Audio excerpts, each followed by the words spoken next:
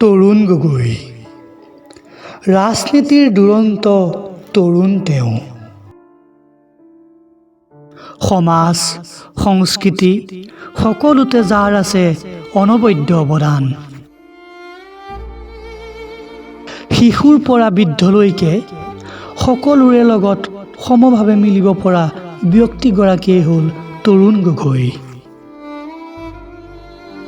অসমৰ ৰাজনৈতিক ক্ষেত্ৰখনত এটা যুগৰ অৱসান, এক দীঘলীয়া বৰ্ণিল জীৱন যাত্ৰাৰ সামৰণি। কোনেও কল্পনা কৰিব নোৱাৰা এটা খবৰ। গুৱাহাটী চিকিৎসা মহাবিদ্যালয় হস্পিতালত শেষ নিশ্বাস ত্যাগ কৰিলে সকলোৰে জনপ্ৰিয় নেতা তৰুণ গগৈয়ে। বয়সৰ লেখেৰে ৮৬ বছৰ অতিক্ৰম কৰিছিল। ১৯৩৪ চনৰ ১১ অক্টোবৰত বৰ্তমানৰ যোৰহাটৰ ৰঙাজানত তৰুণ গগৈদেৱৰ জন্ম হৈছিল। তেওঁৰ পিতৃ আছিল ডক্টৰ কমলেশ্বৰ গগৈ আৰু মাতৃ ঊষা গগৈ। ১৯৩৪ চনৰ ১১ অক্টোবৰত বৰ্তমানৰ যোৰহাটৰ ৰঙাজান চাহ বাগিচাত তৰুণ গগৈৰ জন্ম হৈছিল। ১৯৭২ চনৰ ৩০ জুলাইত তৰুণ গগৈয়ে ডলি গগৈৰ সৈতে বিবাহপাশত আবদ্ধ হয়। তেওঁলোকৰ দুটি সন্তান চন্দিমা গগৈ আৰু সাংসদ গৌৰৱ গগৈ।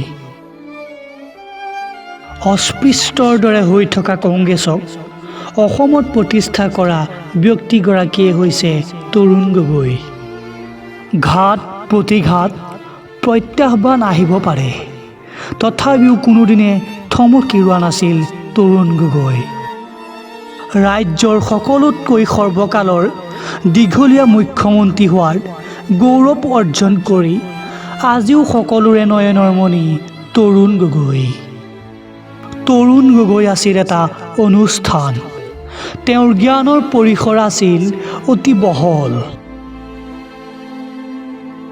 মিছা ক'লে কিডাল হ'ব বুলি হাঁহি মাৰি তৰুণ গগৈ কেনেকৈ সকলোৰে প্ৰিয় পাত্ৰ হৈ পৰিছিল সেয়া জানো কোনোবাই পাহৰিব পাৰিব?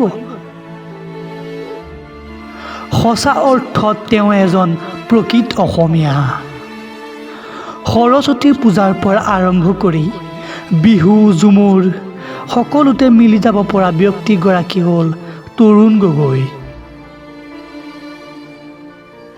মুখ্যমন্ত্ৰীৰ কটকটীয়া নিৰাপত্তা ব্যৱস্থাৰ মাজত আবদ্ধ নাথাকি তৰুণ গগৈ মিলি গৈছিল সকলোৰে মাজত। সেইবাবেই তেওঁ ইমান জনপ্ৰিয়। সেইবাবেই তেওঁ অনন্য, অদ্বিতীয়, অপ্ৰতিৰোধ্য। তেওঁৰ দৰে জীৱনশৈলীৰ মানুহ সঁচাকৈয়ে বিৰল। তৰুণ গগৈৰ মৃত্যু অসমৰ সকলো ক্ষেত্ৰৰ বাবেই এক অপূৰণীয় ক্ষতি। তেওঁৰ অনুপস্থিতি হৈ ৰ'ব এক শূন্যতা। হে মহান পুৰুষ, তোমাৰ আত্মাই চিৰশান্তি লাভ কৰক। তুমি যেন হৈ ৰোৱা অসমৰ সমাজ সংস্কৃতি ৰাজনীতিৰ এক জীৱন্ত উদাহৰণ।